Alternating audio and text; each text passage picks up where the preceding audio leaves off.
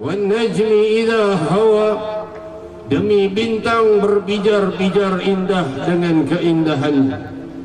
Diriwayatkan di dalam kutub tafsir bahwa sebagian ulama menafsirkan makna an-najm, bintang yang berpijar ini adalah Sayyidina Muhammad. Idza hawa, ketika sedang berpijar dengan keindahan dan kerinduannya di malam Isra dan Mi'raj, berhadapan dengan Rabbul Alamin, sebagaimana firman yang kita dengar tadi, wa ma yantiqu 'anil hawa in huwa illa wahyun yuha, 'allamahu shadidul quwa dzu mirratin fastawa. Beliau disampaikan wahyu oleh malaikat Jibril alaihi salatu wassalam yang memiliki kekuatan dzu mirratin fastawa, dan memiliki kemuliaan dari Allah hingga menghantar sang Nabi menuju puncak keluhuran di malam Isra wal Mi'raj beliau sallallahu alaihi wasallam. Thumma dana fatadalla,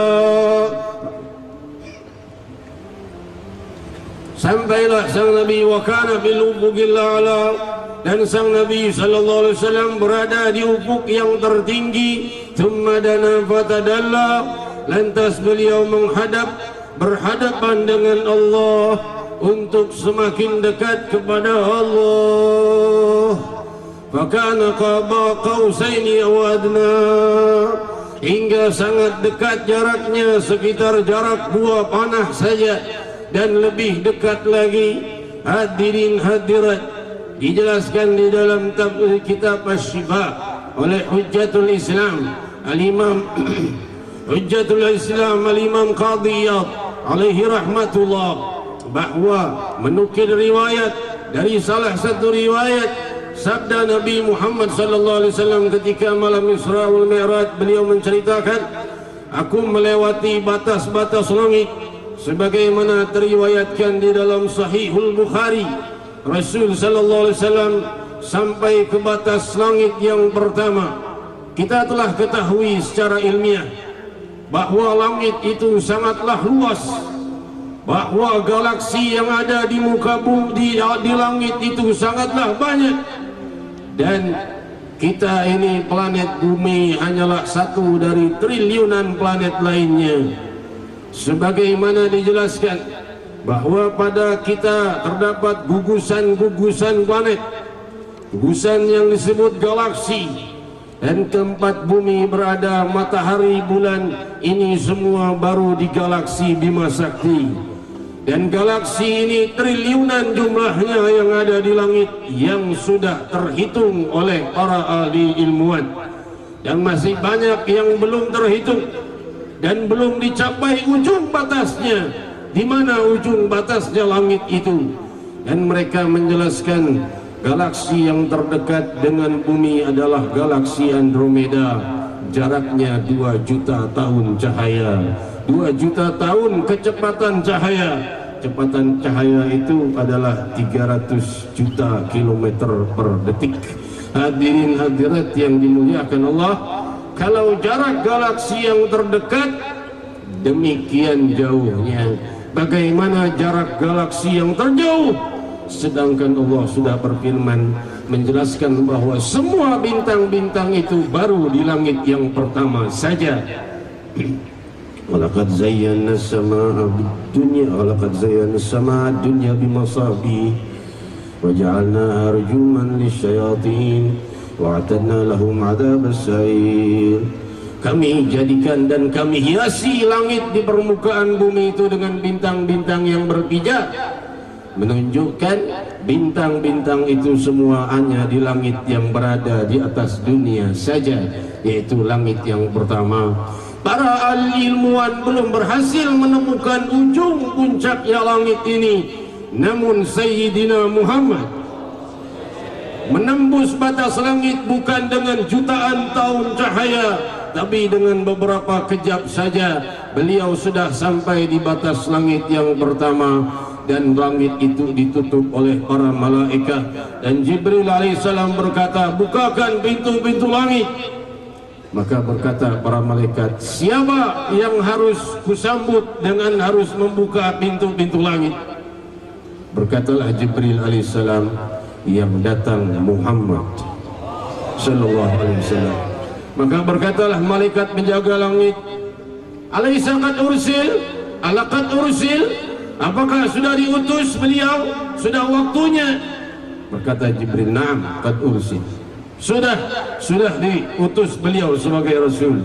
Maka berkata para nabi, para malaikat itu, marhaban bihi wa ni'mal maji'u ja'a. Selamat datang untuk sang nabi, semulia-mulia yang datang telah datang. Tidak ada yang lebih mulia dari makhluknya Allah menginjak langit pertama. Buktinya ucapan para malaikat, semulia-mulia yang datang, wa ni'mal maji'u ja'a, telah datang, yaitu Sayyidina Muhammad.